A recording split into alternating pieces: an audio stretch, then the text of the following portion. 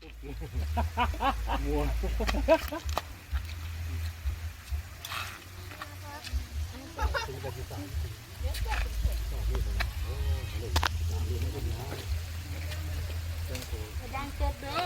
คอยลงเด้อ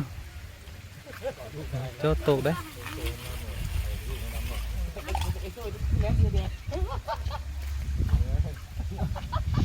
สาวเมื่อกี้เด้มาทำกัน3-4 คน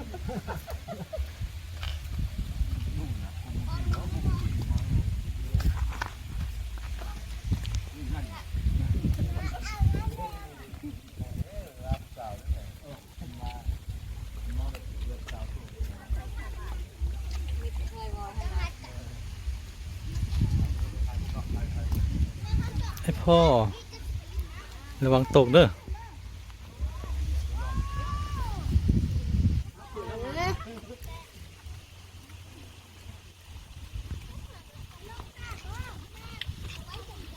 ฝนกระตก ตกกระยามันลิ้นน้ำเปียกละ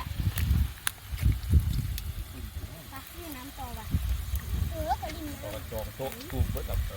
แข็งนั่นแหละ ไม่เชียงแท้หรอ ไงมากางไฟนี่แหละกับเอาเครื่องเข้ารถคนแทน เขาจะไปติดเชื้อก่อน